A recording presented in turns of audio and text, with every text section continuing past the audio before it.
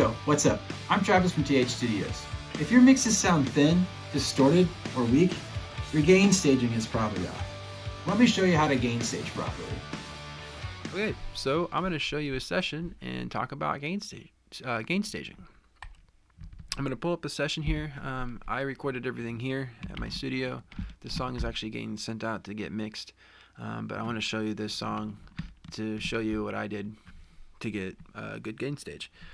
I'm going to have the vocals muted on this song just because this song's not technically released yet, but I just wanted to show you the song so we can get a good idea on gain staging. So first of all, I'll just play the song a little bit so you can kind of get a vibe for it.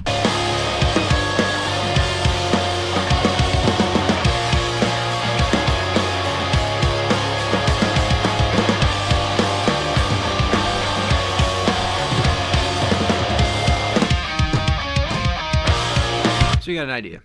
What you're hearing right now is this bass, some drums, and then some guitars. Quite a bit of guitars, actually. I got an amp going on, and then also some DI tracks. They're all kind of blended. When we talk about gain staging, you basically want to track an instrument or anything that you're recording in its sweet spot. You don't want it too hot. You don't want it too low. If you do it too hot, you're going to get that clipping sound, or the distortion, too much gain, and that's not a clean audio track. You want it in a sweet spot. For instance, if you take a look at my kick drum here, I'm going to pull up like within even my plugins. Like I'm going to play the song. You can see right now that nothing is hitting red. Nothing is hitting red. Nothing is peaking. Look at that. Here's my compressor. I got another SSL channel going on, so you can see there's no red hitting. No red hit at all. Same thing with my snare, my rack tom. I go through all of that. I make sure nothing is clipping, nothing is hitting red, because I don't want that gainy sound. Now, for instance, just the drums alone, if we go ahead and just solo out the drums, here, I'll turn those on.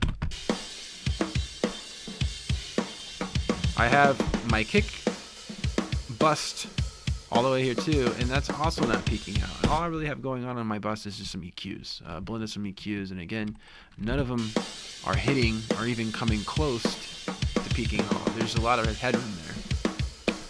So even that, if I send I'm sitting into my kick bus, I have a compressor that I'm using, a CL76, going into that as well, and it's not pushing that as, like, there's no hard push on anything, even through my plugins, even on my channels. And if you notice right now on my master channel, I have it at -6, but I also have mastering effects on right now just to get the vibe of what it's going to possibly sound like. So if I turn those off right now, I'll turn them off in the mid too. So listen to this. Actually, let me unmute the drums and hear the whole thing. Now I'll turn them off. Much quieter, right? Watch this. Set this to 0. No peaking, no red, nothing at all.